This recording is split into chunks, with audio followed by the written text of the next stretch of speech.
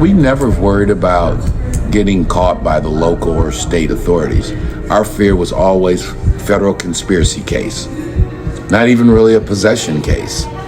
You weren't going to catch us with it. If the local cops can catch you, you're not very good, because the only people the local cops catch are people who are advertising they're doing wrong. But you got to understand that the level Pop and them was playing at, they wake up in the morning thinking about how to get away with their hustle. They go to bed at night thinking about how to get away with their hustle. They spend all afternoon rehearsing and going over how to get away with their hustle. It's not a hobby. Beyond Street Dreams. Documentary coming soon to Amazon Prime, Tubi, and Pluto TV. What's happening, family? It is your man, CRB Jr., Courtney Robert Brown Jr., here at Motown Mafia show, of course, a Big Boss Filmworks production, and sitting aside me is the other half of Big Boss Filmworks. Brother Lou, how you feeling, man? Man, it's good, man. It's good. We doing what we do, right? Man. Lou, you kind of busy, man. I gave you a bit of a touch of the opening to the magnum opus that's about to be created. Can you just give him a taste? Now, Lou is an intellectual, despite of his That's right. family roots grounded in our culture. Big time. What's that word you just used? Opus? Magnum opus? Okay, that's Latin. That's Greek or Latin. There you go. That's Latin. What that means? The new movie I'm putting together. Okay. Okay. No, saw the opening, absolutely sizzling. Yeah, it got me hyped on what it's gonna look like. It's a great story and it's been a great journey. For those, we really are gonna kind of, what they say, square the circle. Circle. Absolutely. Absolutely. How we got here, why we're even on the internet talking, Yes. why there's this book, Motown Mafia, Memoirs of a Kingpins Kid, which led to an award-winning documentary. So, of course, the book's available on Amazon. Movies available, documentaries available on Prime, Amazon Prime, Pluto TV, and Tubi TV. But why all that is even there, how and why our brother Eddie Baby and colleague is over at Real True Street Crimes. Why, if you go to our other colleague, Al Prophet's American Dope, why you see so much of our stuff, why you see pictures when you're watching Stars and you'll see a photo of Eddie Jackson on our Pops Courtney ground. And, you know, it'll make it all make sense. There you go. It'll make it all make sense. Mm-hmm. Definitely. And this story actually has a happy ending, man. Yeah, and we don't have a lot of those. Spoilers. Spoiler alert. I mean, a relatively happy ending. I know if it's a happy ending, I guess, the more we were talking, some might see it as a disturbing ending. And to be honest with you, is it really even an ending? And I don't think, no, actually, it's truly, I think, one of those infernaps. There you go. Because we may, Your story will continue. This story continues. The story continues. Yeah, and and so, but getting too much into it because this is something started off in the late 60s and the effects of it are still going. And so with that, this February 23rd, February 23rd. Pops will turn 86 years old. Man, happy birthday to the Field Marshal. The Field Marshal, a.k.a. the Professor, right? That's right. The A.k.a. reluctant kingpin. a.k.a. Mr. Vice President. That's right.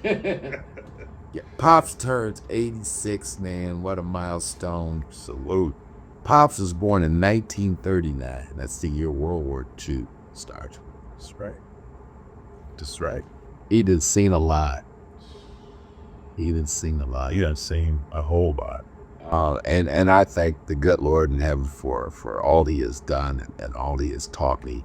You know, so many of the words of wisdom that he instilled, you know, when I was younger, I just couldn't wrap my head around. Oh yeah.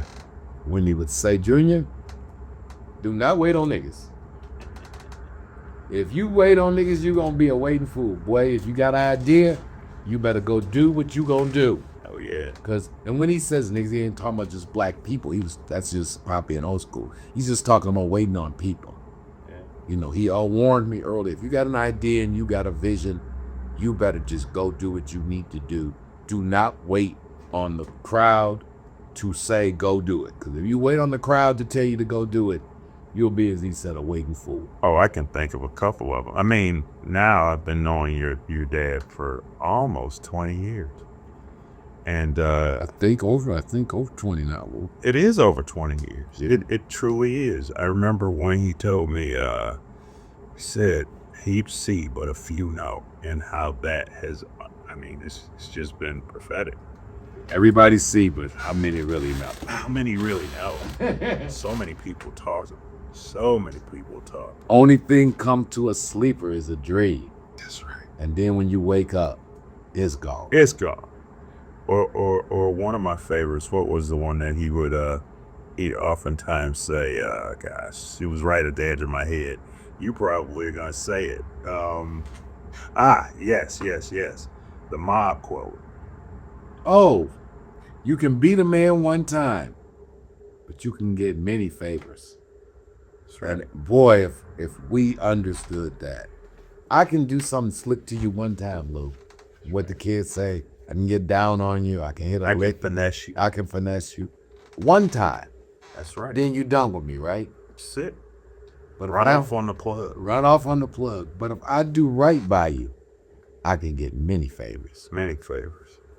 I can't count how many of your friends, your family members, your people that have done business with me just off the strength. You know what I'm saying? Yeah. I mean, for real. That is that Pop's word, you're only as good as your word. That's right. Your word mean everything. That your word will take you places that money can't. Yeah.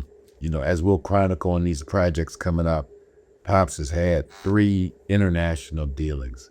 He was working for Eddie, dealing with the mob in La Costa Nostra. Later dealing with Basil Miller coming out of the Bahamas. Mm-hmm. Later dealing with Muhammad coming out of Pakistan. Let's not forget the Westies and Otai. Then you got the Westies in Hell's Kitchen, and then you got Otai and the Nigerians coming out of West Africa. What's the commonality between all of them? They did business with him with no money down. Why? Because his word and reputation gave him that kind of status. Yeah. The serious people at the highest end of this game, I mean, you can get that man $1 million, $2 million worth of shit. He ain't gonna do nothing but pay you. And we don't get that. That's because Pop's word was what it was. Would you say that he had gotten so much work that he was like trying to turn it down? He the one, that oddity. Basil want him to take more work. Look, man, 10 is enough right now. I don't need no more. Muhammad want to give him, he get 10 from Muhammad. He said, we can bring you 40, brother. No, man, that created a lot of headache. That I got to put more out on the streets. I got to house it. Not begging for more credit. Keep telling the plug, man, I don't need no more work right now. But that's the thing when your word is right. Yeah. Right? Yeah. Because they like, well, shoot, better he'll hold it than me. You see? Because he ain't going to do nothing but pay me. Ain't gonna do nothing but pay. That's right. You can grow old and have a long legacy if your word is like that. That's right. So, shout out to Pops. I think back, if you read this book, there's the famous buyout, right? And that's when Eddie's old man had decided to get out of the mixed jive, out of the retail end, and really just become a weight man. Yeah. And he gives the rest of the crew an option, except for he gives Pop an option. You can either go do your own thing. He gives everybody 10 bands, which was like 100,000 each back then, and say, everybody else just need to go do what you do. You can buy from me or buy from whomever. I appreciate you guys, but I'm going a different direction. Right on. And he asked Pop, he said, now you Berman, as he called me, Pops, you can come with me and help me with my thing, or you can go on your own too. Right. And they all clowned my father after Eddie left, when they was like, Courtney, what you gonna do? I know you gonna go on your own. And Pops is like, nah, I think I'm gonna just stick with Eddie. But you can be your own boss. Pop being the kind of guy, he's like, I ain't got to be the boss. Right. Then when he was living next door to Eddie, the niggas were mad. What the hell just happened? Because this is the lesson in that. And it was a big lesson he taught me. It's better to be the number 2 man in something really, really big than the number 1 man in something really, really small. The number 2 man in something big make a lot more money than the number 1 man in something small. And that goes back to that whole understanding that 10% of a watermelon is worth more than 100% of a grape. Big time. So a lot of them lessons, and obviously where the family is at now, and granddaughters who've gone to Harvard, and family businesses that are now celebrating 40 years straight. Big time. And we're in a 24-hour business, right? That's right. Our properties activities never close. So that's 40 years, 24 hours a day, 365 days a year, never shutting down. Think about it in those terms. It's better than most selling orders. Like 7-Eleven, except we dealing with us. There you go. And people. But yeah, so this is a real shout out. We did a post back in the day, a throwback. Well, this will be a throwback added to it. Yeah. Pops, the whole Godfather of Detroit series. So check it out, because we got in our archives not just the Courtney Brown Godfather of Detroit episode, but the Black Butch, I think, Godfather of Detroit, the cousin Cornell Godfather of Detroit, Definitely. brother Jap, shout out to OG Jap's Godfather of Detroit episode. Charles the Great Dolph Rudolph. Yep. Yeah, the Great Dolph. The Great Dolph. You did so go back in the archives, check some of that stuff out. While it's still on YouTube. While it's still on YouTube, because things change. Because what is insanity? Doing the same thing, expecting different results. Note that. Note that. So happy birthday, Daddy. 86 years. It has been a blessing. I hit the lottery at birth with both my parents. I've been way luckier than I ever deserved. The good Lord has shown us grace. What is the definition of grace? Unmerited favor. All day. Unmerited favor. You gotta give a shout out for Mommy's Boss. Oh yeah, that's great. Speaking of blessed woman, Sis Mile. Check out Karen Knocks Out Cancer, 6 and 0.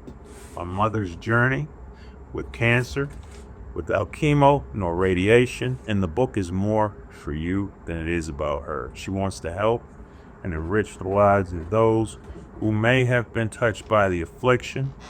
Check us out, Karen Knocks Out Cancer.com. And we want to shout out Vino's Apparel Shop, located on Davison in the city of Detroit, between Dexter and Linwood. One of the premier apparel shops. Go into Vino's. That is for the ladies and for the guys. Ask for Vino. If he's not there, ask for Bow Wow. Ask for Kayla. They will take care of you. Tell them that you are friends of the Motown Mafia show, that you are part of the Big Boss Filmworks movement. They will look out for you. I'm telling you, they got some of the hottest apparel. Spring, I know it seems far away, but this is a great time to go shopping. You could probably get some of the winter stuff on sale. Yes. And be the first to get some of the spring stuff. So make sure you go by Vino's. And I got quite a hot interview with you and Bono over at Bono's. Yeah. The smoke is coming. If you are in the northern Oakland County or the Saginaw area and you like fine cannabis, check out the Dime Shop Dispensary. Some would say that some of us are connected with. What was that 7 Mile thing Eddie Baby was smoking? That was that 7 Mile Dream from Holland Farms, which I'm going to have to get. But 1525 Broadway, the Dime Shop, Premier Express Dispensary in Bay City, is right there at the Saginaw border. So if you up around Birch Run or over there at Saginaw Valley College or any of that, check them out. 1525 Broadway. They're going to start a delivery service I'm going there again, just telling you, you're a friend of the Motown Mafia show and part of the Big Boss Filmwork movement. I'm telling you, they got that thing. When my brother, Eddie don't care. That's my man, and he is a cannabis connoisseur. Oh yeah. So when he starts signing off on the inventory, the inventory right. That's right. Because lifetime friend or not, if the smoke ain't right, he gonna talk bad about you. He gonna talk real bad about you. That they're big. He'll talk real sharp too. That's right. That's right. Real sharp. But he been talking real nice about the product at the dime shop. So All day. it is endorsed by Eddie Baby, aka Sir Smoke-A-Lot, as they deemed him up there in the Soundview projects. Speaking of that, shout out to brother Cavario. Shout out to brother Branson. I ain't gonna talk no more about it, but brother Cavario, brother BB, these things just take a little time, but things are in motion. They are in motion. So you told him about Mom's book. Yes. Something about the dime shop. Doc is coming. It's coming, Luke. Doc is coming. Shame the devil. Doc is coming. I couldn't be more excited.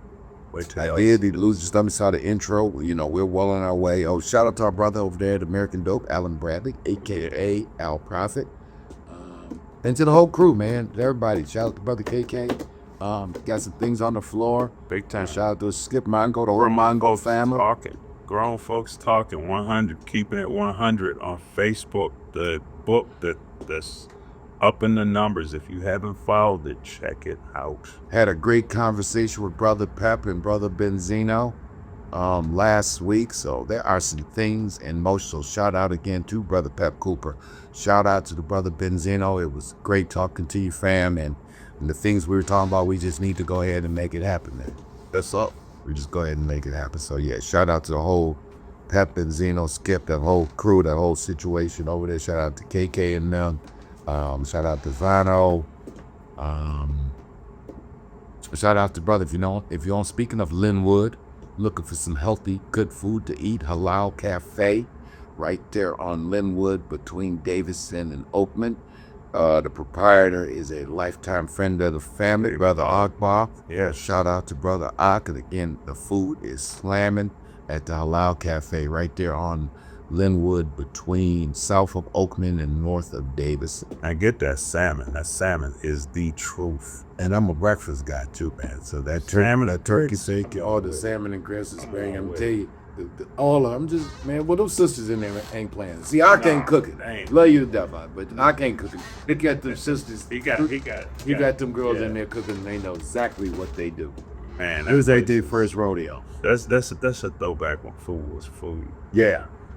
That place is kind of famous. Used to be a place called Frenchie's back in the day. Yes. You were telling me, well, I was a little bit too young. Yeah, me too. You know how far back in the day. Yeah. But they tell me that in the day when Linwood was vibrant, but Linwood trying to make a comeback, right? Linwood's trying to make a comeback, and so is Dexter. If you Dexter's definitely well on the comeback trail. yeah, it's about to be on. Don't call it comeback. Been here for years. So the city on the upswing. A few of those mayoral candidates have reached out to us, so we might. Okay. I try to stay out of that politics stuff, but we got friends.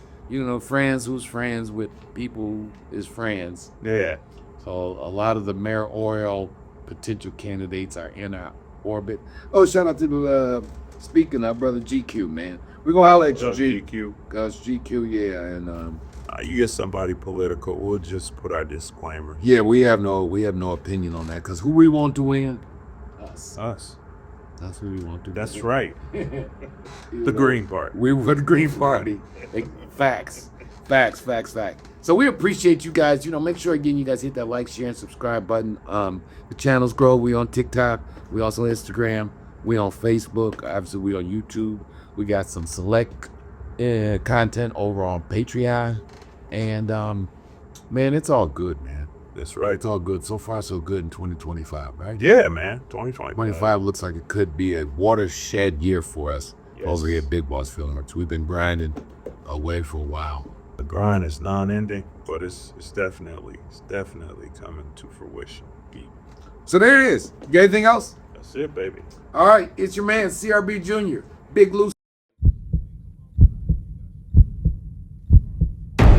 We never worried about getting caught by the local or state authorities. Our fear was always federal conspiracy case. Not even really a possession case. You weren't going to catch us with it. If the local cops can catch you, you're not very good, because the only people the local cops catch are people who are advertising they're doing wrong. But you got to understand that the level Pop and them was playing at, they wake up in the morning thinking about how to get away with their hustle. They go to bed at night thinking about how to get away with their hustle. They spend all afternoon rehearsing and going over how to get away with their hustle. It's not a hobby. Beyond Street Dreams. Documentary coming soon to Amazon Prime, Tubi, and Pluto TV.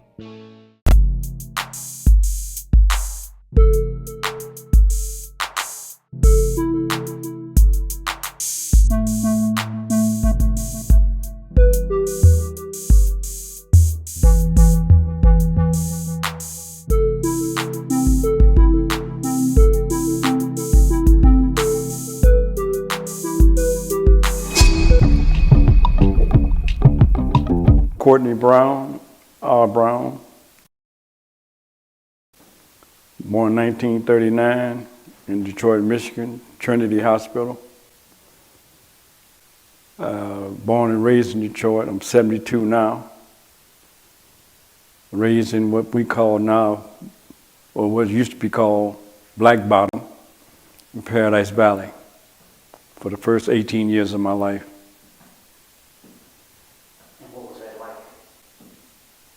It's very similar to what Rudolph and others said. It was a time when you were free and easy.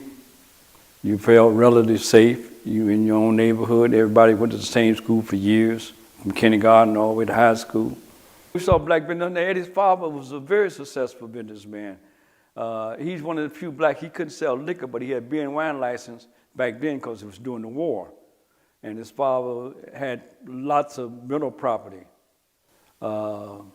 And so his family would have been maybe kind of a step. He used to, see, but back then, blacks, even though you had money, stayed in the neighborhood. It wasn't like you live here and do business there. Everybody stayed in there because how much money you had? The number man, yeah, I mean, they had little bay areas, but it wasn't no stigma. Who had the money, who didn't have the money. 85, I remember first bought a Lincoln Continental with push-button windows, which was unheard of, 1947, 1948.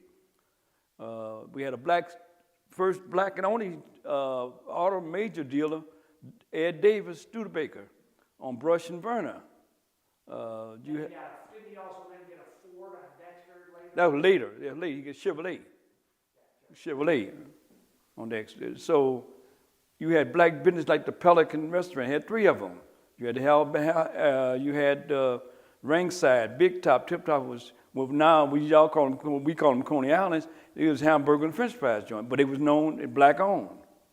You had the Gotham Hotel, you had the Carson Plaza, you had the Norwood, you had the Carver, all black owned hotels.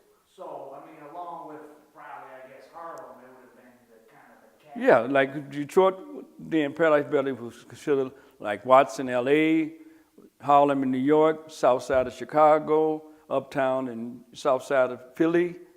Probably better, or just... I don't know if it's better or not, but it was on the same level. I graduated there in 1957, last class to graduate out of Miller High School, which a lot of famous alumni came out of Miller. I got a job with my stepfather at a packing house called K. Shapiro. So you were married, or no, stepfather? You know what I'm saying? My stepfather. And I worked there 7 years. I rose up through the rank from being a regular labor to the president of the local. Then I got married in 1961. My daughter was born later on that year, Christmas. My son was born 3 years and 3 days later, on the 28th of December, 1964. And at that time, the plant closed. I worked at Chrysler for about a year and a half. From there, I went to work for the state of Michigan as a boys' training school, as a boys' counselor. I stayed there for approximately a year. And then I but I applied to start driving the bus at DSR, which I worked there 5 years. It was purely by accident. or coincidence. Never forget it, Eddie had hurt himself. He had a car accident, and he had some insurance papers, and he didn't understand what it meant. But he only knew that his state was allegedly supposed to pay him X amount of dollars if something. And he had, one day I stopped, he had a little hustling thing he was doing after, he had what we call after hour joint, little gambling thing, selling liquor and guys shooting dice and playing poker. So I would stop by there every now and then and kick the bobo with him and a few other friends. And he would tell me, he said, Courtney, the insurance company won't pay me. He said, you got a pretty good understanding of the law, procedure. Why don't you read these papers and see? So it took a little while. So finally I read it. I said, yeah, they do owe you. I said, you got a doctor? He said, yes.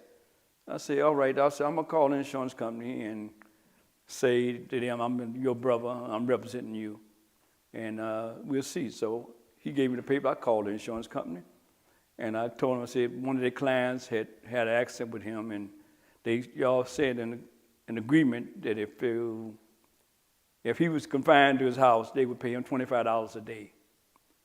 And they said, yes. And I said, well, do we have to sue y'all?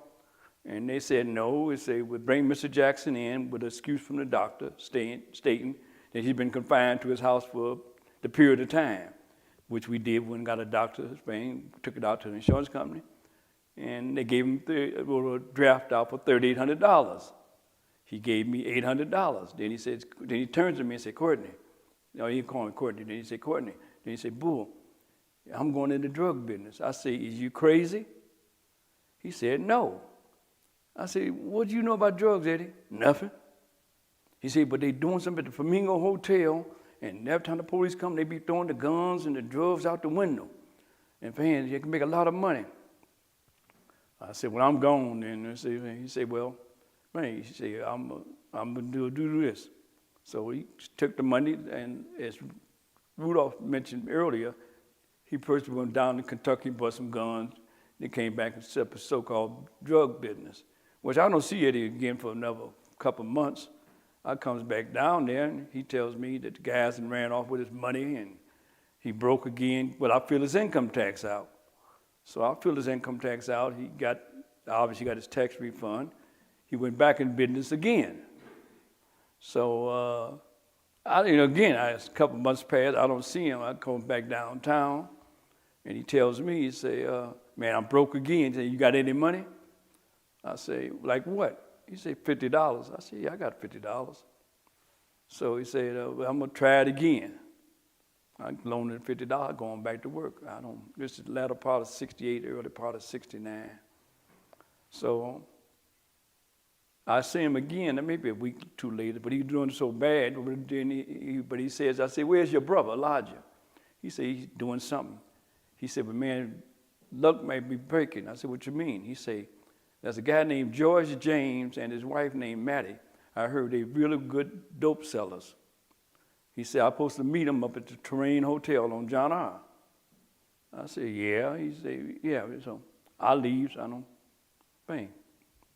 Sure enough, when I come back again, 6 months later, I see his brother standing on the corner by the pool room. I said, where's your brother?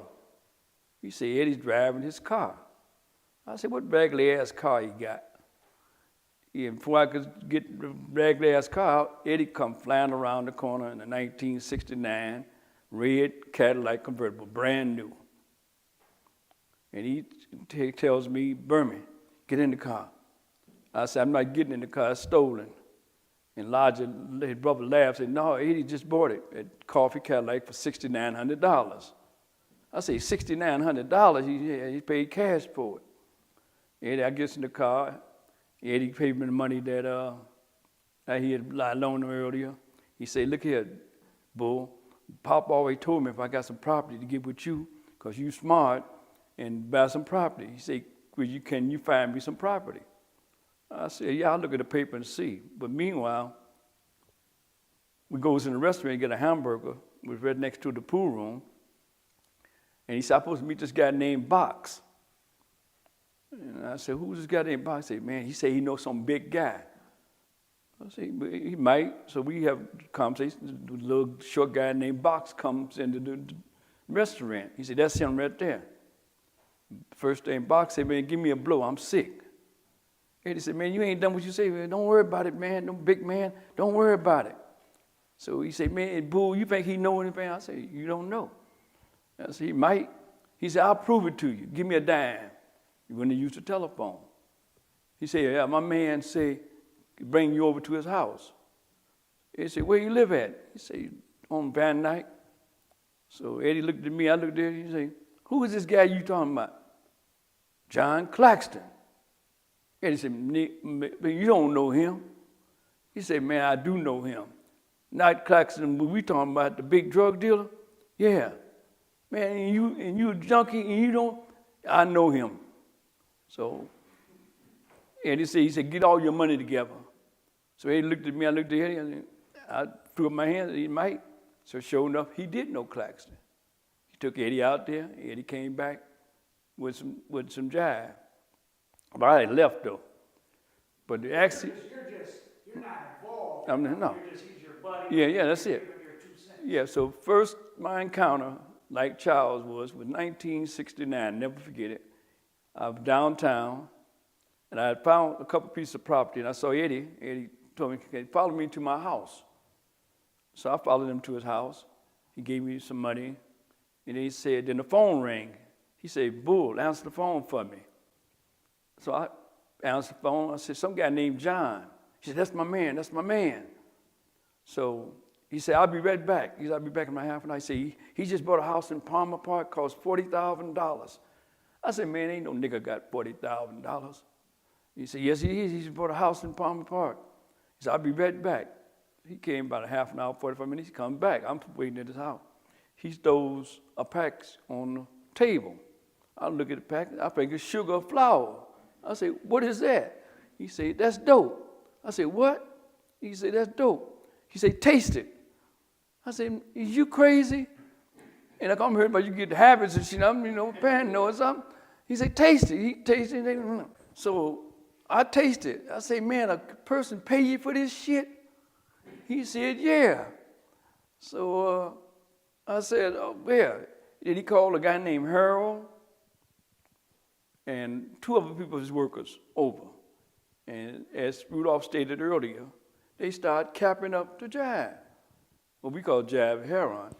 And I wondered, what the hell is they doing? Did it have to get mixed first? He mixed it first and sipped it. I'm still wondering what the hell Mafia he's doing. still dominated the He said heroin he put trade. 3 on it or something. I'm looking at him, 3 what? And then he said, that's the mix, and that's the dope. I mean, you sip them together and this, that, and the other. So I'm fascinated by this. I ain't never seen nothing like this before. So I'm fascinated because I'd never seen heroin or cocaine in my life. I'm 30 years old, never seen it. And I said, what they do? He said, they capping up these penny caps and they sell them for $1 a piece. So I said, yeah, if he done that, I'll go on, stop. I'll go on back to work. I don't even think no more about it. I gave him the address to the property, and he came back. I think maybe a month later, I came back, and he said, I'm going to get the property on Hancock. And he tells me, he said, Courtney, what I'm going to do is I'm going to use it as a fake out. He said, I'm going to have the guys downstairs, a shooting gallery, keep the dope upstairs, and fix up some of the apartments so when they come, it'd be under construction. So I still didn't think no more about it. Maybe a week, 2 weeks passed by. I got intrigued by it. So I go see him. I said, Eddie, can I hang out on Hancock? He said, yeah, if you want to. He said, better than that. He said, Berman, you 5-0, y'all can stay upstairs then. That's when Rudolph said, and what you do is, when they ask for the dope, y'all drop it down there, and he bring y'all the money. And if they need, You were sitting upstairs. yeah, me and 5-0. And so that's how we got started. So it was you 5-0 and him? Yeah. Running the spot? Yeah. It was there. And the brother, actually, Eddie, we actually just do the mix up. Because we didn't know how to mix the stuff up really very good. Then we learned how to gradually. But like say, we would sell the penny caps downstairs, then we'd sell what we call weight then was like 1 gram or 2 grams or 8 balls, about the largest amount we would sell. And For how much? Back then, about 50, we called $50 thing, then $50 packs then. What, how much is in there? Shit, equivalent to about 7 grams. So a quarter, brother. Yeah, we call it a quarter. We call it a quarter spoon. And then those people would probably take it. They would take it like we was like the wholesaler. They would retail it. They would cap it up and sell it to their people's penny caps. But it was already cut up. It was already cut up at that time. That's what he was getting mainly from one person, that was Claxton. And how much money was being made at that spot? Well, I remember distinctly why it so distinctly was the first time we made $1,000. We thought we was doing a hell of a thing, which would now look minute now. And that was what, 69? That was 69. The first time we ever made $1,000 in one day. That was a combination of the pills and the little weight that we were selling. Because I remember Eddie, we used to always laugh about it. And then Eddie, I went back to where I stayed about 3 months. I saved up about $4,000, $4,500 saved up. I went on back to work and bought a house on Mark Twain. And I went on back to work for a whole year. I didn't see Eddie and them. Finally, I think. Yeah, it's gone. I went on back driving the bus. Latter of the year 1970, Halloween.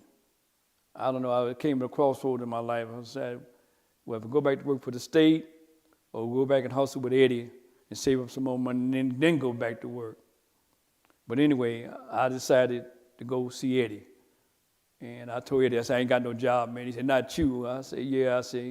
He said, you always had a job. I said, yeah, but I think I just quit driving the bus.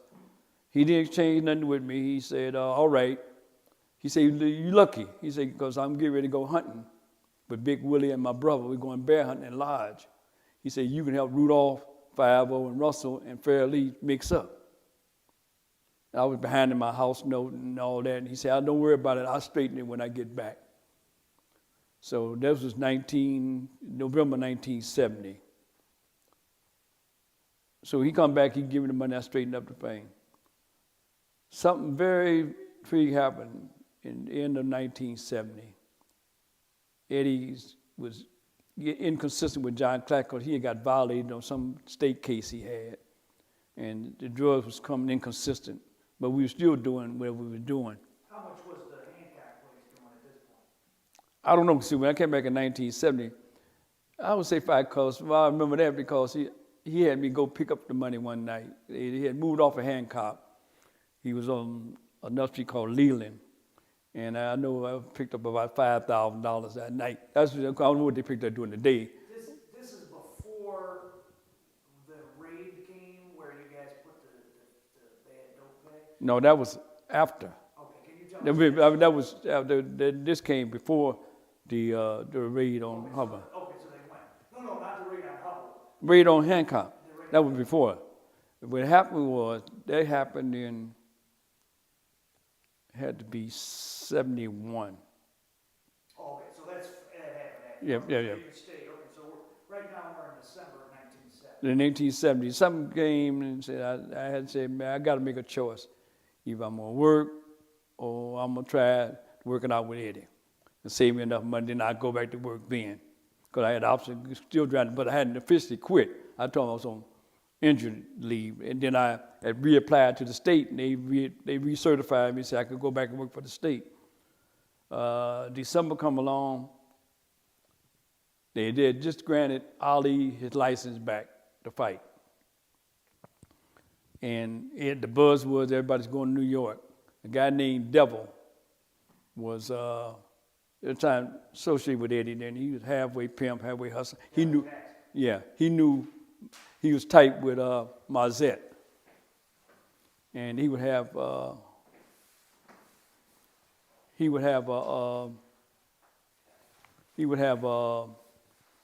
riled Eddie up. He would say Marzette got more money than Eddie got, and Eddie would always, he got more money. I got to tell him what.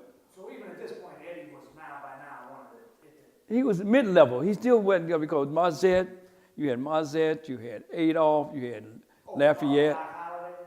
Not him. They was on the floor. No, they was more about Adolph Ellington. Most of them was selling weight. Eddie was still doing what we call mixed jive commercial stuff. Was Marzette considered the biggest guy? At that, Claxton was considered the biggest guy. Marzette had the name, but actually Claxton was the guy who really had the weight. Oh, so Claxton was the biggest. Yeah, black but but at that time Claxton was getting it out because he had a state case, and he would get violated 3 or 4 months or whatever it is, and he leave it with his wife, and Pretty Rick was fooling around with it, so it became kind of shaky. Was Marzette getting stuff from Claxton? No, he wasn't getting. Claxton was his own man. Claxton had met a connect out in Oak Park, some Italians. But he was getting some of the best dope in the city. No question about it. Second to none.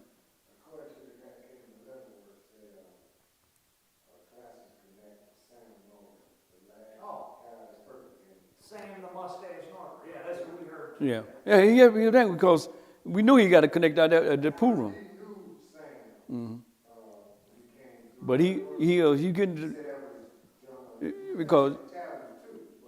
But I said, well, we. Norber worked for the Italians. Yeah, Norber was the intermediary from the Italians to probably. Yeah, because the Jewish guy owned that pool room out there in Oak Park at the time, and back in Q. That's when Inkster Jones and all those who got there in gamble. We knew where he got the connect from, who we actually were dealing with, but the quality did it because what he was getting in, we were putting a 30 on it for what we call mixed jive. So we know he's getting a pretty good grade of stuff. That's how Eddie was able to zoom off into the fame. But anyway, in 71, Eddie say, I'm going to the fight. Which fight was that? Ali Frazier, first fight. So at this point, you would say Eddie's big, but not one No. of the top guys. Now he had bought, they said when he hadn't bought the Rolls Royce yet. He was doing we were doing pretty good. We were doing $5,000, $6,000, $7,000 a day. So Eddie told me he wants to go to the fight, this, that, and the other. But anyway, he called the crew together and said, well, who want to go? 5-0 went, Big Willie. I don't think you and I stayed here. Yeah, we stayed there. I didn't want to go to the fight. We saw a close circuit. That's the first fight that George Foreman fought, his first professional fight after winning the Olympics. So anyway, when Eddie goes to the fight, he goes dressed all up and drives his Fleetwood and bring to the fight. He comes back. This is February, I think, after the fight. And he called me. He said, Berman, I want to talk to you. I said, all right. So we meet. He said, look here, man, I met some Italians, and they say they letting the stuff go for $16,000 a key. He asked me, he said, what do you think? I said, Eddie, you know more than I know. He said, well, I'll tell you what, we're going to send Dolph up there with $50,000, get 3 keys. That's when I called you up. You came over to my house on Mark Twain. I gave you the $50,000. You flew back on in, and handed it back to him. And I don't know if you remember, not Dolph. Remember Eddie asked you, I was being tested or something. No, that was after the fact. That was after. But anyway, we started dealing like that. You would go, Black Bush was not around then. So we started, every couple of weeks or month, we would make a trip up to New York and come on back. So first load comes in at 3 keys. Yeah. And how did that take you guys to another level? Well, what happened, we still was doing commercial. After the second time we went to copped again, that's when Eddie had the meeting with Big Willie Kilpatrick. And he says, Bull, man, Willie said, man, we can make more money selling weight than rain. We ain't got all those problems.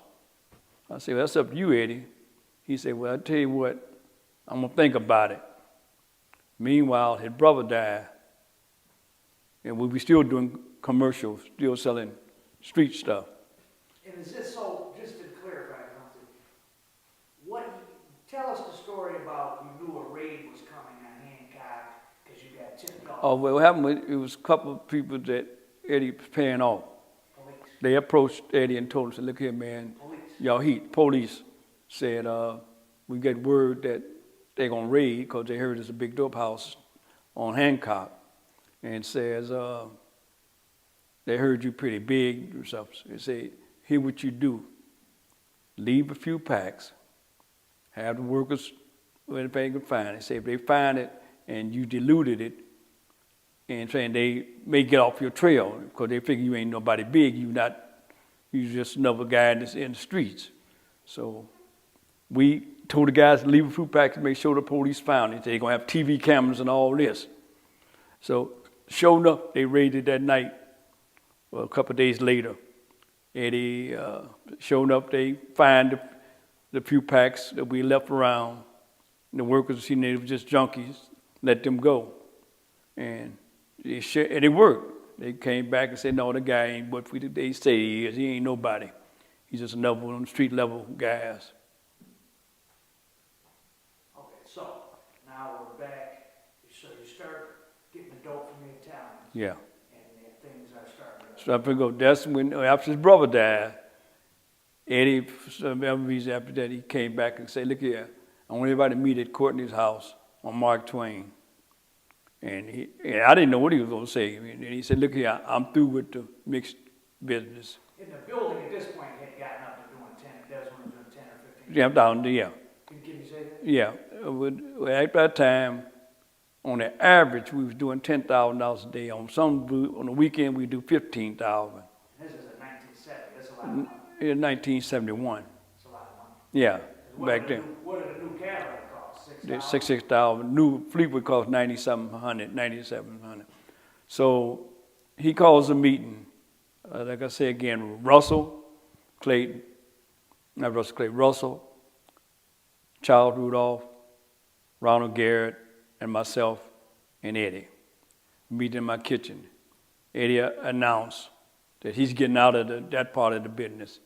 Y'all can have it. Y'all can split it up among yourself or whatever y'all want to do. You can be your own boss. He says the only person got a choice in this is Courtney. He can stay with me or he can be his own boss, and I can understand that. He said, plus, y'all been good loyal workers. I'm going to give each one of y'all $10,000 apiece. And since his brother died, he gave Rudolph his old Cadillac, which was only a year old, 1970 Cadillac. He gave the new Cadillac, which his brother had just bought, a 1971 Fleetwood, to 5-0. Russell had already bought a Cadillac. I hadn't bought a car yet. And he said, well, Berman, you get ready. So that's what happened. He leaves. Rudolph, 5-0, and myself discussed and said, what you going to do? I say, I think I'm going to stay with Eddie. They say, well, we're going to continue the business. And Eddie said, well, y'all can buy the dope from me, or you can buy it from anybody y'all want to buy it from. Y'all free to do what y'all want to do. The business is y'all. As of Monday, I'm through with it. And he got up and left. They decided, I told them at the meeting that I'm going to stay with Eddie. And we had a discussion about it and debated about it. And I said, no, my decision is final. I'm going to go with Eddie. Y'all can have the business. And that's what happened. So, tell us how the whole operation from when somebody came on a plane or in the car and arrived in Detroit with the dope from New York, how did it go from, hey, the baggage touched down? Well, what we do is we always pre-plan planes.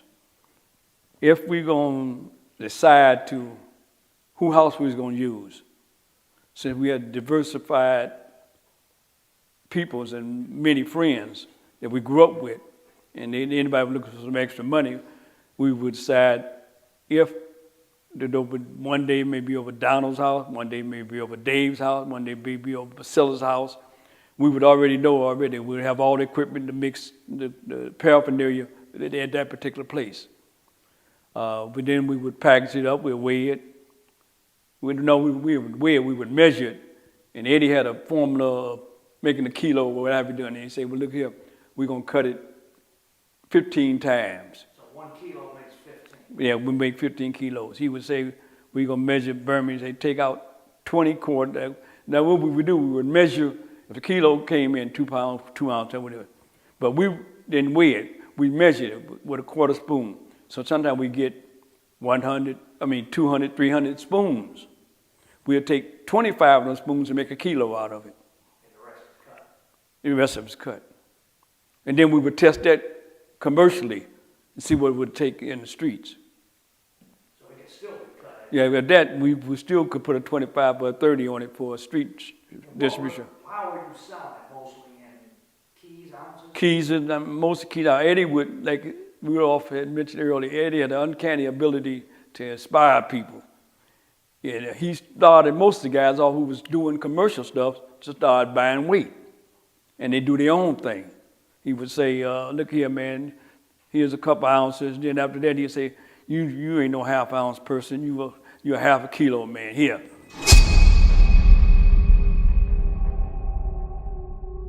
(1973). The Detroit Free Press's front page proclaims, "Dope kingpins get away with it." They had names like Jesse James, Pretty Ricky, the Black Greek, and Mr. Clean. 2 of the 12 men listed as Detroit's biggest heroin dealers were next-door neighbors, and in reality, they were the 2 largest heroin dealers in Detroit, dwarfing the other men on the list. Got 12 kilos. We're gonna cut it 10 times at a minimum. So that'd have been 120 kilos. The audience needs to understand the significance of black entrepreneurship.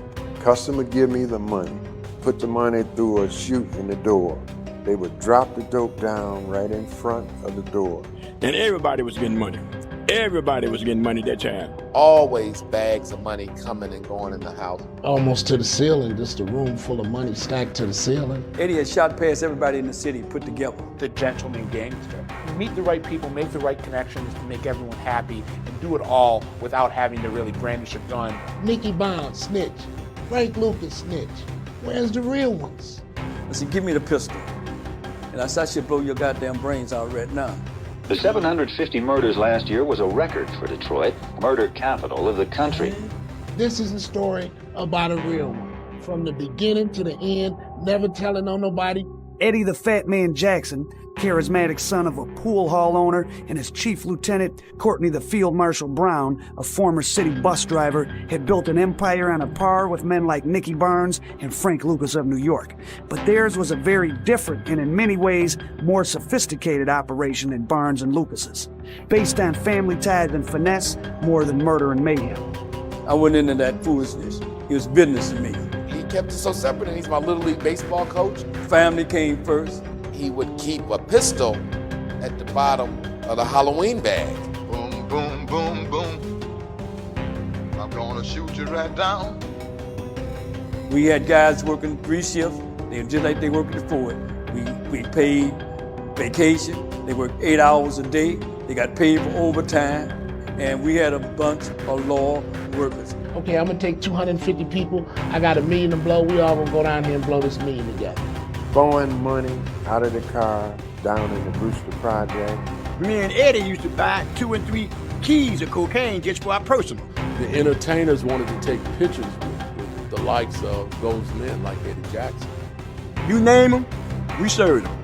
Richard Pryor, the Dale, the OJ. It's just a couple of old white guys sitting around a desk with a whole bunch of people bringing them money in. And what they were doing they were money launderers.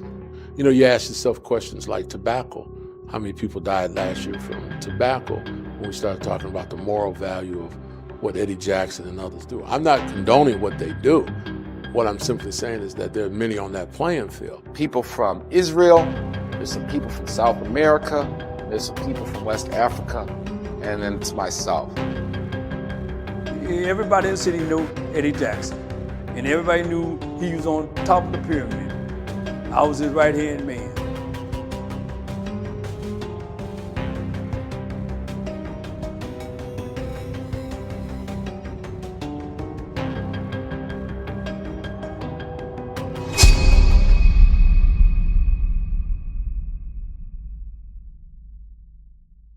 You know, pay me, you know, when you get trained. And we had pretty good lawyer. Most of the customers we got, like I say, we knew. And Eddie started them off from the ground floor up. And most of them became reliable, good customers. We never reached out somebody we didn't know. So at this point, how much, you getting into selling weed? Well, we did. Then Eddie's doing down approximately maybe a couple $100,000 a month, $300,000 a month, which is unheard of, $16,000 a key.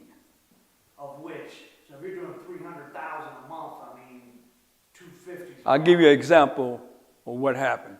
After we take the bus in 1971. Tell us about the fair. Yeah, that always.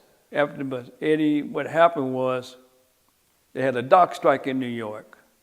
Well, wait, before we do that, can you tell us about the Fairleigh? Then Fairleigh to the airport. She gets stopped. No, she gets stopped. They detain her for a minute. They let her go. Wow. And what happened, she went to purchase a ticket with a guy named Willie Kilpatrick and a guy named Reynolds. They were supposed to be next as an escort.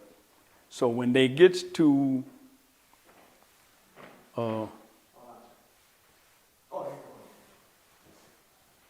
when they get to New York, the DEA was tipped off by the clerk at the airport that a black woman and two black guys had large sums of money going to New York, and they had a round-trip ticket. So when she got to New York, and by the time they got to New York, her and the two guys had a falling out or something, and they each caught separate cabs. The DEA was there waiting, but when they caught the two separate cabs, the DEA didn't know who to follow, but they knew they had a return flight back to Detroit. So they waited till they returned. And she called, just before it happened, she calls my house and tell Eddie she got the package and so forth. She said, but her and the other guys had an argument. I tells Eddie to tell her, don't go back to the airport, get away from the airport. Don't go, we'll go pick it up. But she insisted she could make it. So anyway, she gets to the airport, they stops her. How much did she have? She had 2 kilos of heroin. All right, they didn't know who it was going to, so she refused to cooperate, period. She wouldn't tell them nothing. But one of the guys, Reynolds, who was with her, told the DEA that she was working for a guy named Eddie Jackson. She was his girlfriend, and that's what the dope was going to. So what was the fallout of that? Did you have to go out there and deal with it? No, what happened was, then after we found out what happened, they gave her a bond, but when Eddie got ready to post the bond for her, they said no, that they gonna do harm to the girl if she got out. And they went to the thing about they couldn't prove that he had collateral or nothing, whatever it was. So we sent a lawyer named Pitts, Cornelius Pitts. But anyway, they denied the bond and stuff. So later, we still trying to figure out how to get this girl out. So through fate, George Blair's wife was dating an attorney. But George Blair, when you say wife, I mean he was a pimp. Yeah. Mm-hmm.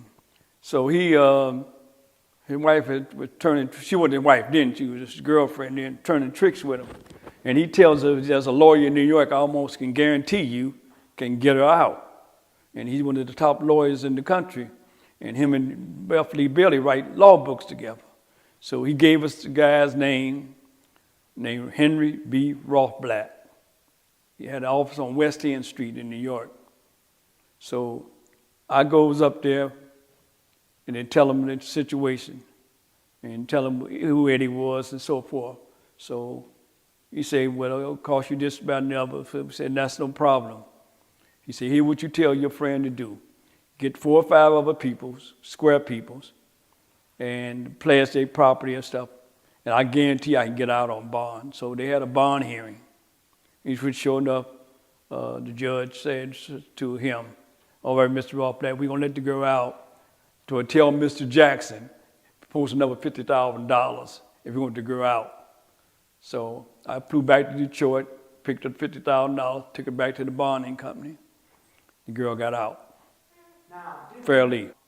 The feds are trying to say, if we let her out, you're going to kill her. Yeah, the feds, they telling the judge that she would be a witness and stuff. And since this guy had a lot of money and power, and she went up with a dope fiend, they would do harm to her, which that wasn't the case, but that's what the excuse was. So what happened when it ended up happening with her? She found they tried with our case, because they said this conspiracy began with her in September 1971. They gave her 7 years. She done 3 years or something like that in Lex. Yeah. She disappeared. Disappeared. So now at this point you've risen to be, you guys have replaced Classic as probably the biggest in Detroit. Well, by that time we we probably were, we didn't know it. And when Eddie, after he decided when the girl, now we big. But then we had an interruption because after they had the dock strike in New York, you know, it was end of 71. They had a dock strike in New York. Yeah,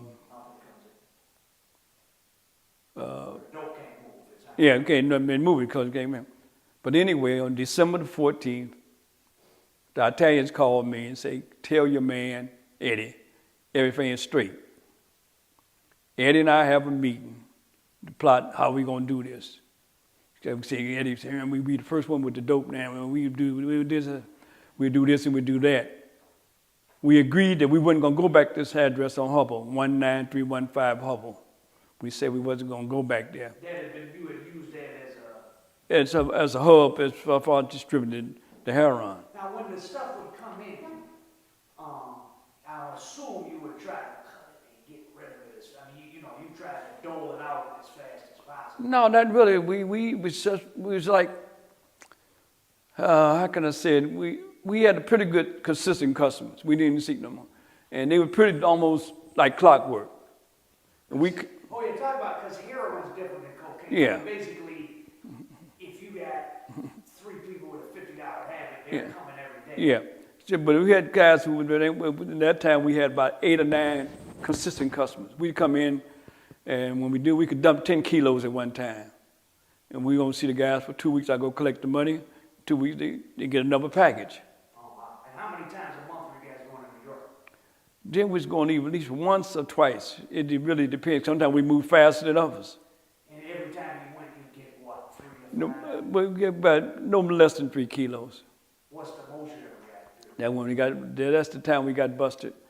When we got 12 kilos. Oh, so this was the Hubble Street, right? Yeah. Okay, so take us to that night. That night, as business as you, Eddie called saying, but the original plan was not to come back on Hubble.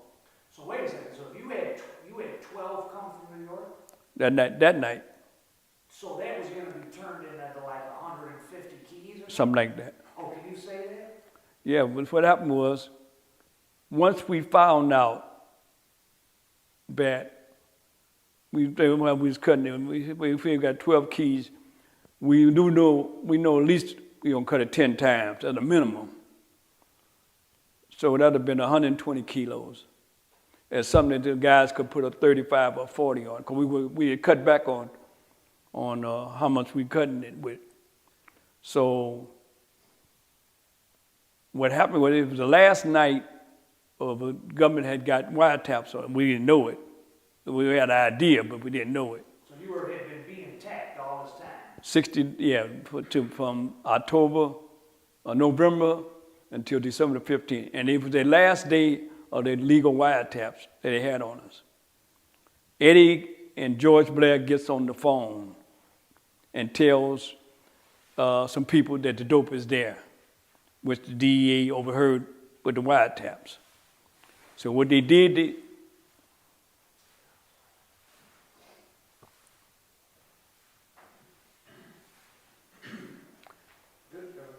we didn't know at the time. It was the last day of the wiretaps.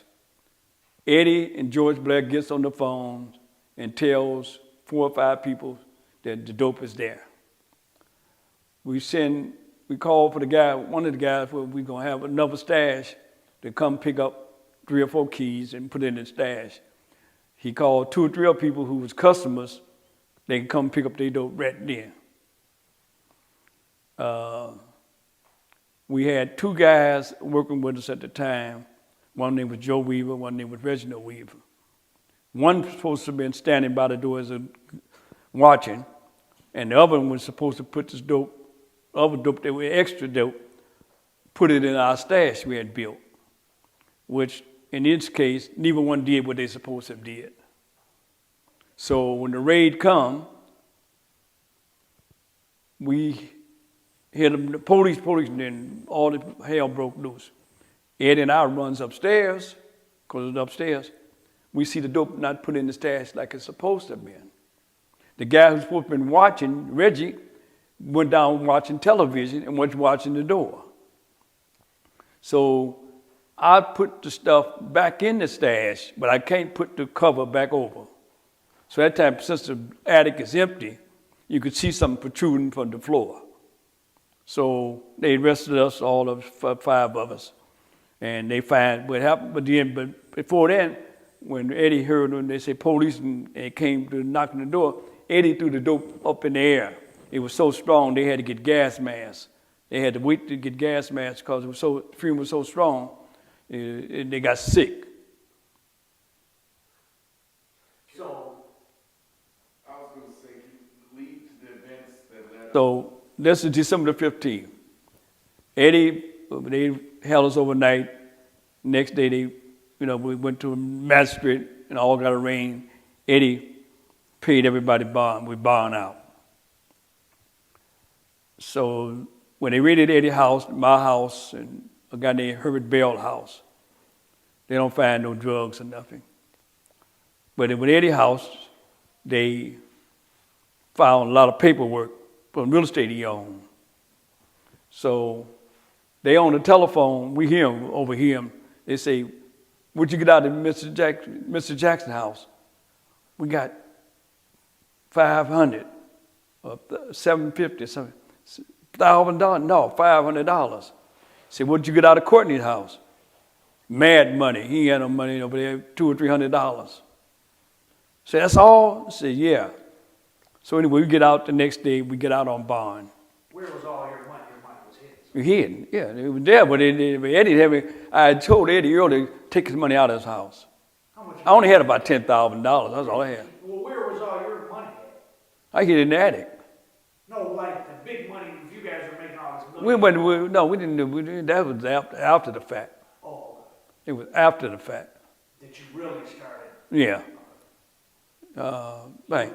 This was going to be the night of the Hubble raid. That lower was what's going to put you.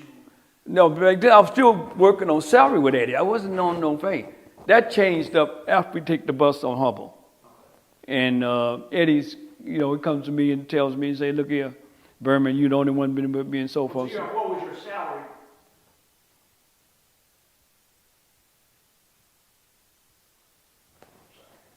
So you get bonded out. All right, we get bonded out. Now, this is January 1972. Eddie, we had got busted with the 12 kilos, so we... You had already cut it because it was actually 30. No, we hadn't cut it yet. We had cut a couple of keys, but we hadn't cut the rest of them. Who said 33? Yeah. Or Yeah. 22? Yeah. So No, you it was, had probably maybe cut a couple. So we had cut a couple, yeah. Yeah. they weren't all pure. No. So you get bonded out. And you said Eddie was down there, broke him down. That broke him down. Eddie had maybe had $100,000 left because he was paid for. Yeah, so the Italians called, always checking on us. We informed them what happened. They said, "Don't worry about it. Send your man back up here." We sent George Blair and a friend girl of his. It was the week after Christmas. It was just after Christmas. Then they came back with 2 kilos. Out of the 2 kilos, we made 30 kilos out of it. But everybody then got busted and is scared to deal with us now because the bus. Right. So for about 1 or 2 weeks, we couldn't sell nothing. Finally, Bubba Bell said he knows J.C. Rex. He knows a guy named J.C. Rex. So he introduced him to Eddie. Eddie dropped something on him. Then about 2 days later, Eddie come by my house, blowing the horn. "Berman, Here. I said, what? Gave me a bag of money. I said, what's this? $60,000. Man, this guy named JC is flipping this stuff. So from that on, things picked up. Then Eddie came to me and said, Berman, you know they got a lien against my property. And I tells him, I say, yeah. He said, $700,000. I said, yeah. He said, well, man, I don't want the people have no property on no lien against my property. I said, Eddie, don't pay them. He said, why? I said, they can't make you sell it. It's in your wife's name and your brother's name. So what can they do? They can for lien and hold it. And all of them mother Hubbards have nothing on my name. I said, Eddie, please don't pay them or make some arrangement. I said, but it's your money. He said, well, I'll tell you what you do, Berman. Get me $700,000. When you collect the money, give me $700,000 in cashier's checks, in whatever denomination you want to get it in.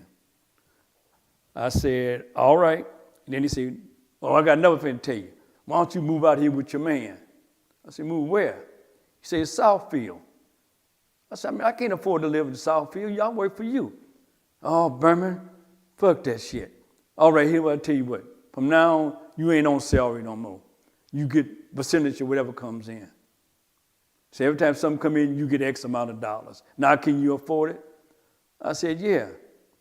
He said, all right, then. I collected from January 15 to April 15, $1 million and something dollars. He goes, I get the $700,000 in a cashier's check. He said, $300,000 is yours. So that was plus the $700,000 he paid the government. So he gives the money to his accountant. He pays, go down there and pays off. They take the liens off the property. And that was one of the biggest tax bills anyone paid. Yeah. What did you say the news said he was bigger tax bill? Then Atlantic Richfield, or two other corporations. It could have been Chrysler. They paid more corporate tax they paid. So we takes off I go back, new car, pay cash for the house in Southfield, pay cash for the interior decorator, cost $50,000 for the interior decorator, pay $65,000 cash for the house. Bought 3 new cars, jewelry and stuff. Then we takes off for a 3 weeks vacation to Vegas, California. Is that when you bumped into Frank Matthews? Next time. That was after that. So at this time in Detroit, that's when in 71, 72, that's when that war between all the people was going on. That's when the madness started. Somehow we avoided all that. We knew who the characters was, but they said they wouldn't bother us and we didn't bother them. So you didn't have any friends. You knew who Mark Zed and James. I knew who they was. I knew all of them, but of them or knew some of them personally. But that was their thing. We never dealt with them on a business level. So you guys were able to just totally stay out of it. But Still. it was getting pretty wild. Yeah, it was getting really wild, but we considered that petty stuff. At least Eddie did. You know, they argued over nickels and dimes. The big boy, Eddie, by that time, after the Italian man, Eddie had shot past everybody in the city put together. He only had that kind of connect out of the other guy was maybe getting a key, maybe. And a little bit, like I said, we take 1 kilo and make 15 kilos, as good as they was getting from whatever so-called connect they had in New York.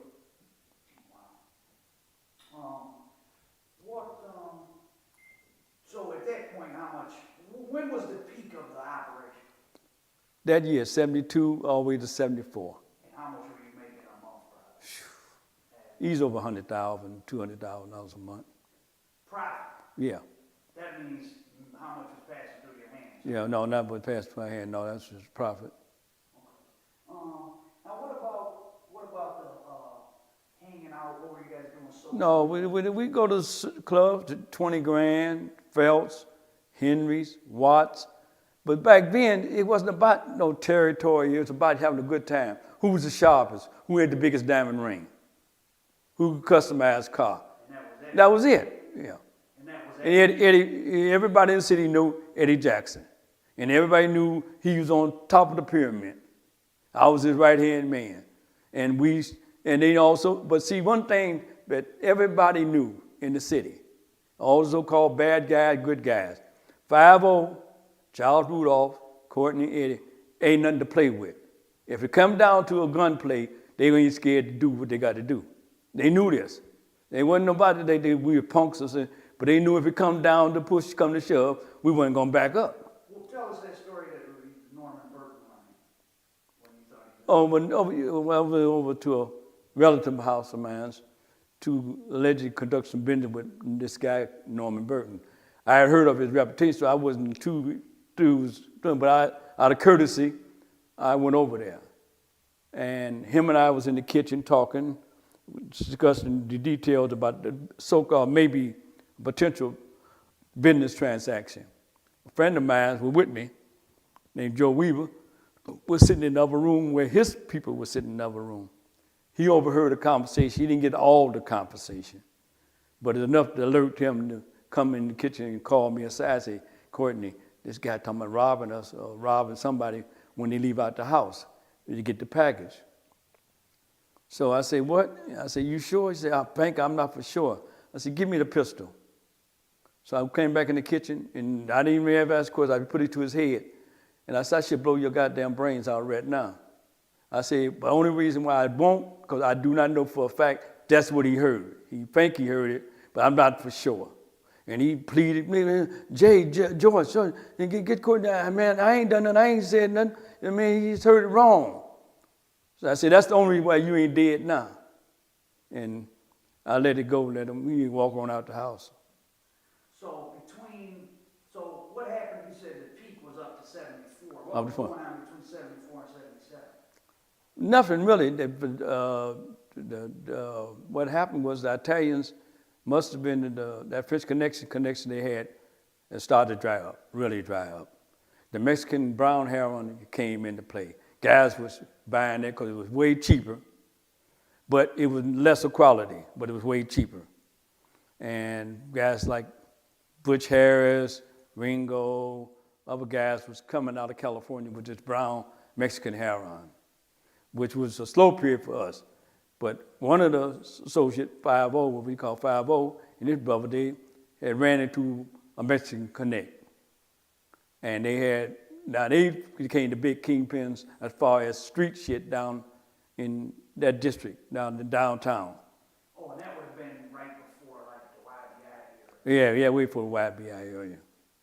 So they were running like the Boosters and all that? Yeah, the Brewster Center, Paradise, Brush, Markham, what we call Paradise Valley. What were all the kind of the drug hotspots around the city? Then it was Erskine and John R. Watson, Mac, Elliott, anything south of Mac. And what about like on the eastern side? No. They had little maybe spots on the east side, but then they had dope house. It wasn't really no particular spot. You may have a dope house on Canfield, you may want to have on Rum, it was Canfield, Forest, it could be any house. It wasn't no particular neighborhood, particular area, or one little spot you're going to be with Mac, you'll find all that. It wasn't no such stuff. What about on the west side? Like that? Same way. What came about was, by the police raiding these dope houses, that's when they really went to the streets. And you remember Dolph, they used to call it walkabout the street. We'd hide the dope in the thing, and the guy would come get the drugs. He hide it, and one guy would spot, and one guy would go get it, and just right there, because they were raiding dope houses too often. So you say probably the heyday of making money by the mid-70s, things were kind of... Yeah, but then nobody had no monopoly on nothing. By that time, Eddie got locked up in 75 for a violation. The Italians kicked back in for a minute in 76, just before I got locked up. I went to New York, same people. That was it, but we had to turn myself in April of 77. After that, it was Wild Wild West.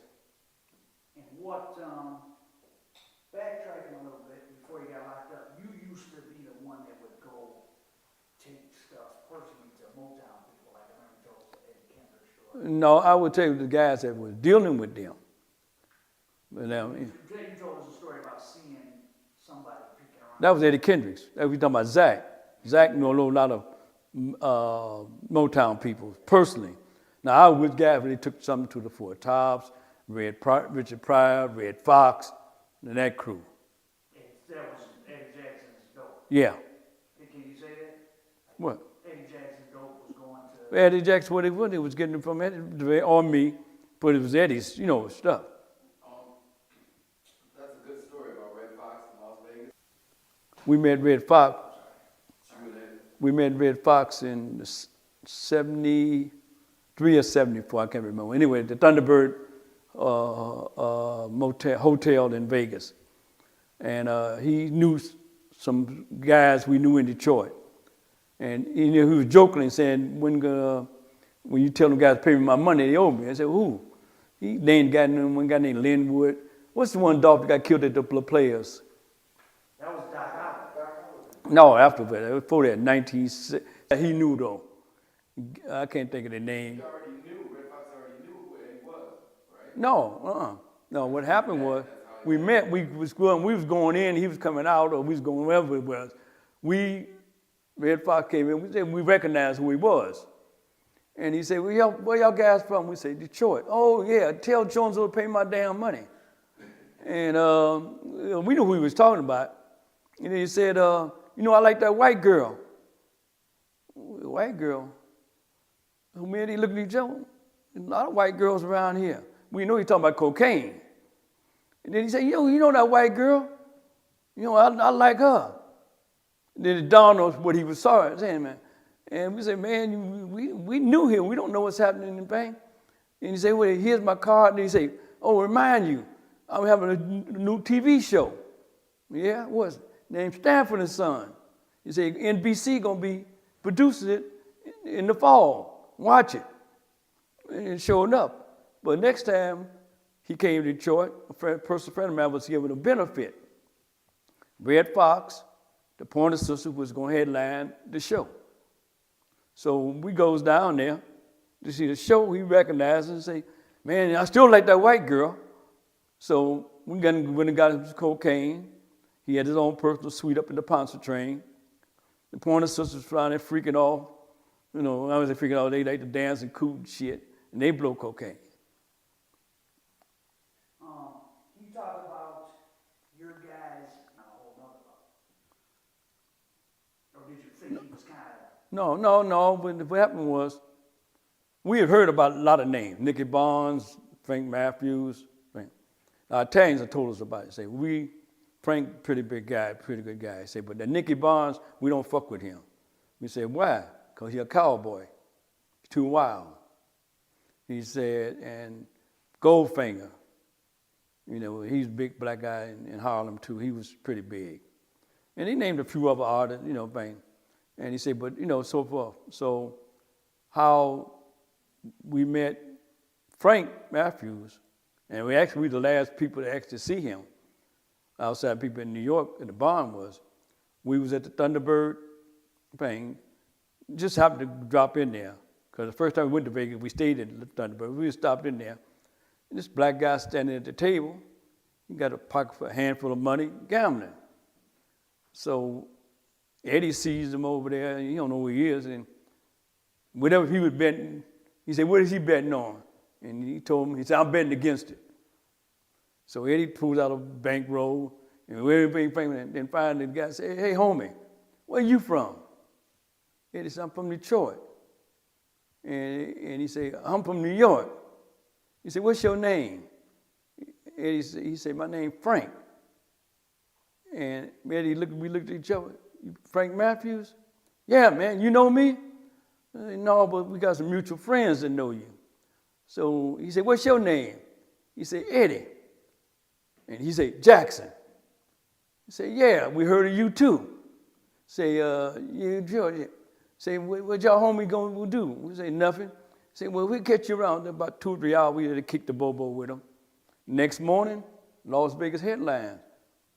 New York kingpin, Frank Matthews arrested with $25,000, girlfriend, so forth. And set up a bond. They wouldn't give him no bond. That night, Eddie, myself, Charlie Moore, and Frank Fabo, we had separate suites, but we was all in Eddie's suite talking. Knock on the door. We answered the door, Clark County Deputy Sheriff. We heard there's been a jewel robbery around here. So we get smart and start catching them, kiss our ass, and We ain't first time we been to jail. So they said we're gonna accommodate you. Y'all going to jail. So they take us out the side door.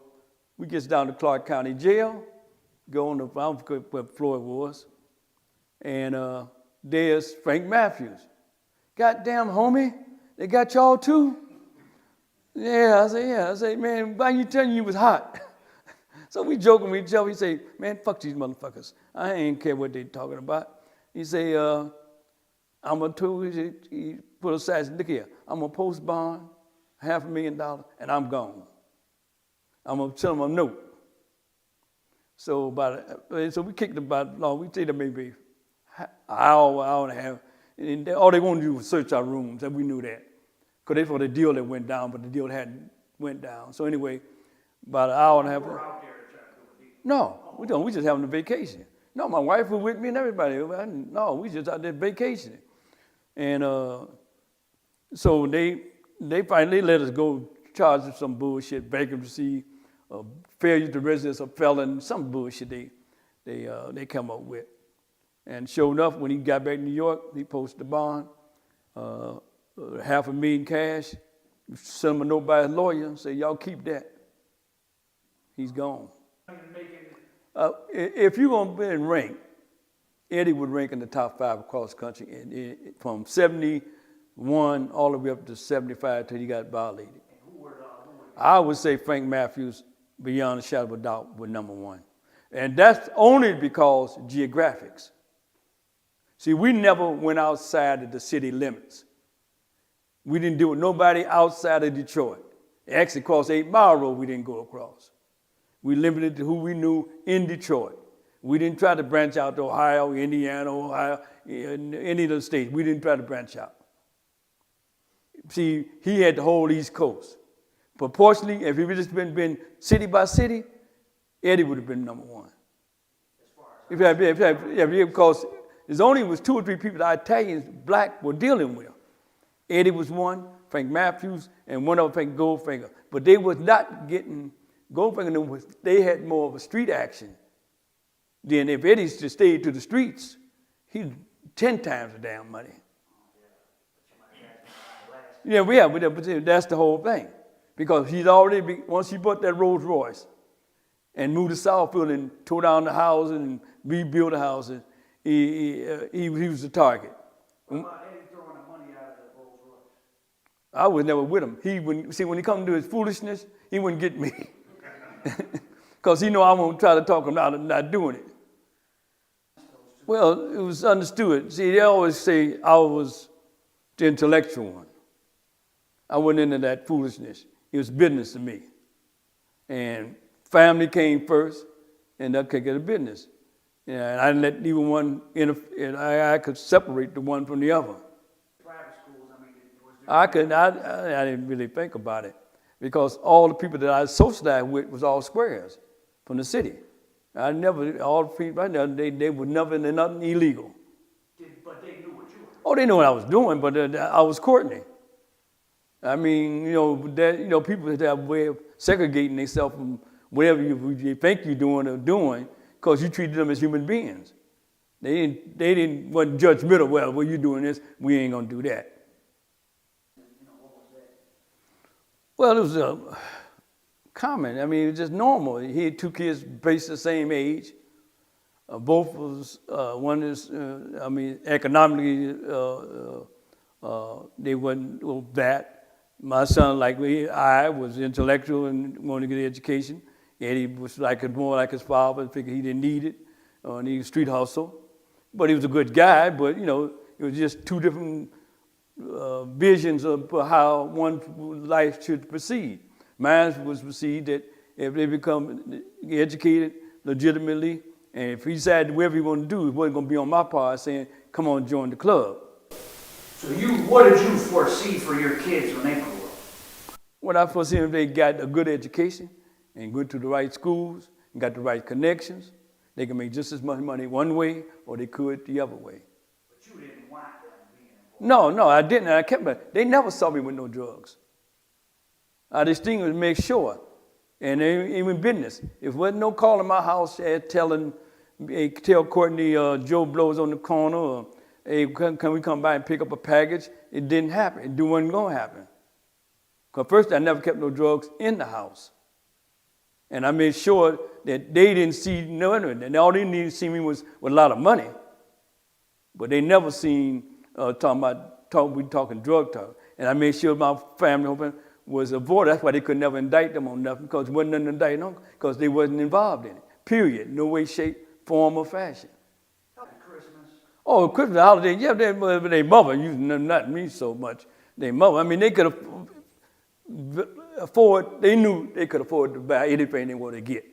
So that was never the issue. But they had never been so-called ghetto conscious about styles and what costs the most. I'm proud of them on that. They like nice things, but they never was kind of, I got to have Jordan-ass jeans or Gloria Vanderbilt and all that other bullshit. My daughter, when she went to go to, I'll tell you a little story. When they went to Country Day for a 6-week summer school session. So that following school, after it was over with, my wife, their mother, Teresa, asked them, do she want to go to a private school? Of course, she said, yeah. And so we went to Country Day. We get to Country Day, Junior was with us, and the guy opened up a folder. And I look in the folder, they got headlines, drug kingpin, lives in Southfield. And I'm looking, they don't see, I see the folder when he opened the folder. So I told them to step out the office for a minute. So I asked the officer, the guy there, I said, where you get this from, this article? He said, I don't know. I said, you don't know? I said, what my daughter them got to do doing going to here with me? I've been, at that time, we hadn't been found guilty of anything. He said, I don't know how I get in the file. I said, well, sir, let me tell you like this. I got enough money to send them anywhere in the world to school. And I would not allow my daughter to be harassed or victimized by what something I may have did, I may not did, because at the time I hadn't been convicted of anything. So we left right out of there, and I mentioned it to my wife what happened. And so I say, let's go down to Cranbrook, Kingbrook. We went there, that's where she enrolled. That's where we went from middle school till she graduated. And then she said, we're going to send Junior to private school. That's when he went to Shrine. Well, I only met him one time. And Eddie said, this is the guy with iceberg slim and so forth and so on. A nice, cordial guy. We didn't go in no heck of a conversation about, just that. About his writing and stuff. Do you think he based some of stuff on? Some of it did. So like this guy named, we talking about Stonewall Jackson. A lot of things. But he told us he was going to do it. He said, I'm going to make a fictitious character, but it will be based on y'all, man. He said, because y'all is supreme. He said, I come from the old school, and I've been seeing it all. From all the guys who so-called from Marzette to Nick the Greek to John Claxton, the whole crew. And as far as we concerned, in the cities, y'all number one. Okay, now talk about, you got to prison, and we were talking about some of the other things. Oh, yeah. Well, I turned myself in April 1st, 1977. I was immediately transferred to Atlanta Penitentiary, which was so-called hardcore. I mean, you gonna have from baby statues to still in the check to top mafioso families in the world, in the country.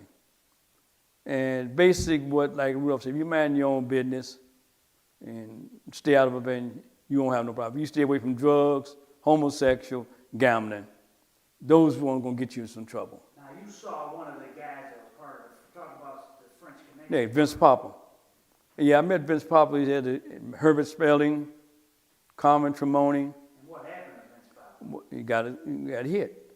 But he tried to tell those the power that be, when we locked up, that he wasn't snitching, but he went back to West Street.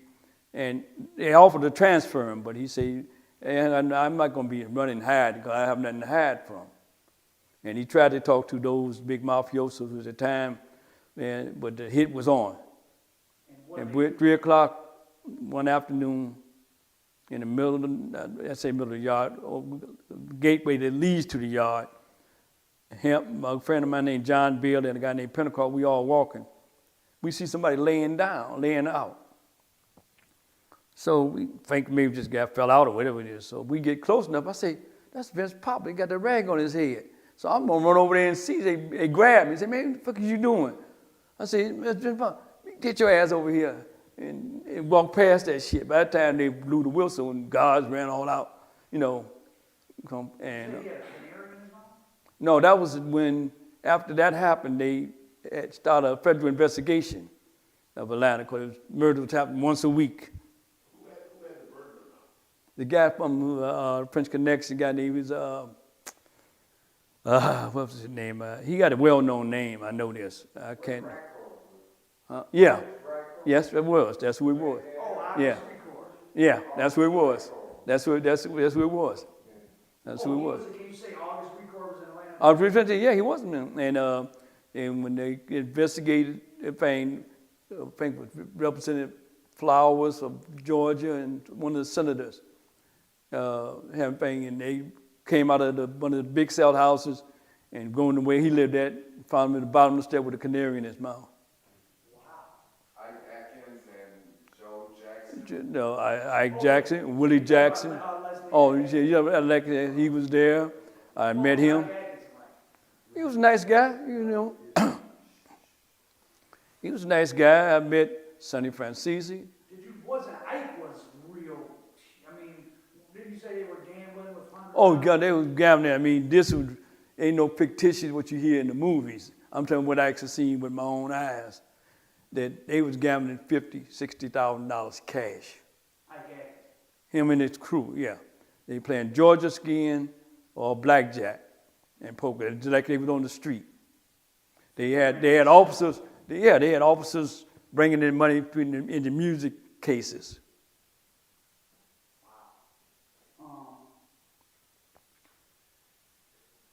Okay, let me ask you the same thing I asked him, and everybody has a different answer. Looking back on that whole year and all the things you did in your life, I mean, do you? No regrets. Say that again. No regrets. Do it all the same. I think if I had to live my life, I probably would. What's your opinion? I mean, how did, like, when you got out in '84, how had the drug game changed? A bunch of idiots. I mean, it wasn't no central thing then. No one had really no connections, big connect like Eddie had, or like Richie Wakefield. Different guys had international connection. These guys had local connection, and they were local, and it wasn't no direction. Nobody really no leadership. It just whoever get to first base first. But more controlled violence. I mean, you got like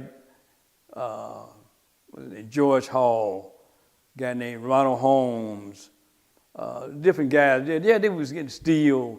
All them guys assassinated, but Texas Slim, Jesse James. They were mid-level dealers and stuff. Now, we know what we figured they were doing was stupid, but it was controlled. I mean, they didn't go kill the baby, shoot through the house, and all this madness that came along in the 80s when anything goes.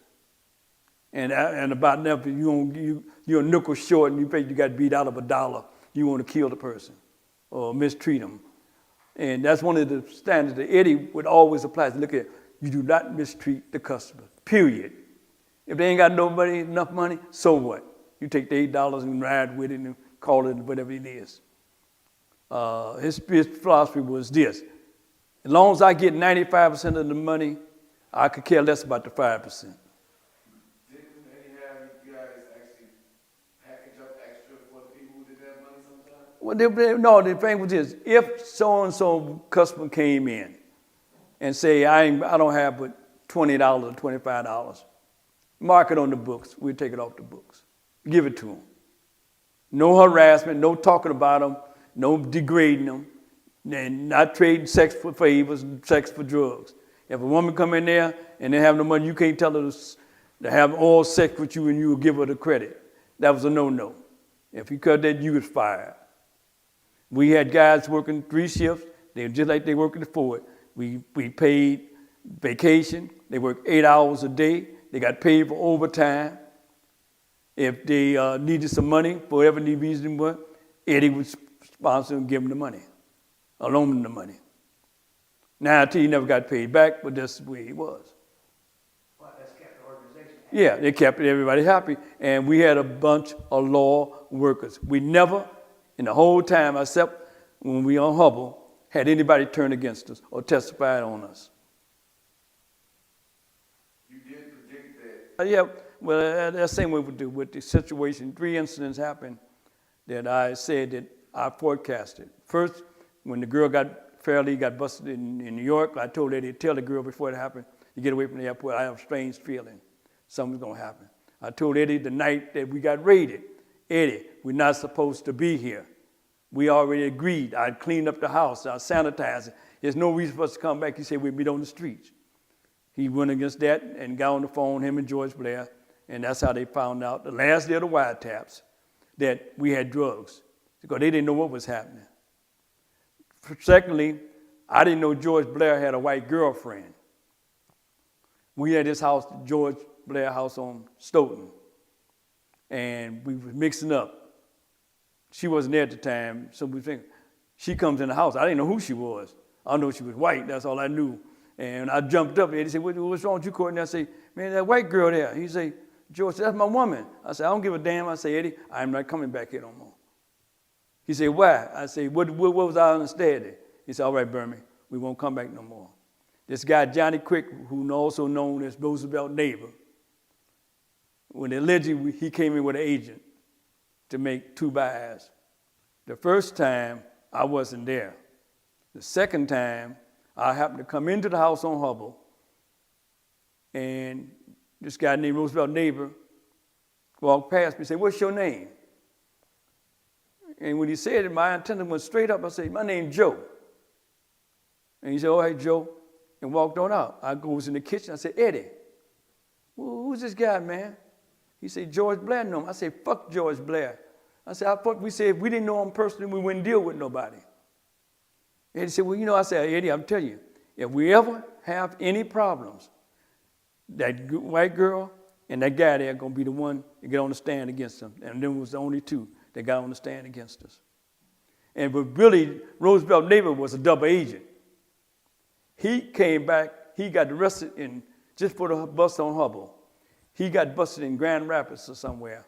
And he called the house, we was in Vegas, and he called the house asking the guy, Joe Weaver, where we was at, because he was locked up somewhere and he wanted us to post bond for him.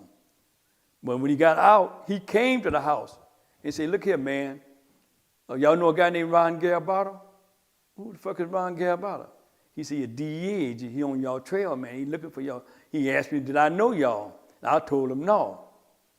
And he said, yeah. He said, yeah. He said he saw Courtney up in New York with that girl Fairleigh.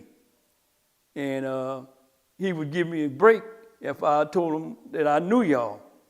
So I'm telling y'all now. So we said, God damn, that's where I said, I told you that I think them fucking phones is tapped. Because how would they know where this guy was at? And plus, how did they know that you were going to try to post bond for Fairleigh unless they were listening? But then those are incidents. Big Willie knew all them guys. And what they stayed, because they used to be out in 20 grand. And, you know, a lot of them would stay at 20 grand when they was entertaining. And, you know, Eddie was the big man, and, you know, everybody knew who he was. And, you know, they wanted, even the Dales wanted him to be the manager when they was in, you know, thing. Oh, the Dells wanted Eddie Jackson? To be their manager, yeah. Can you say that? Yeah, one time they approached him. Well, no, say it like the Dells wanted. Yeah, the Dales wanted Eddie to be their manager, you know, because he was a great fan of theirs.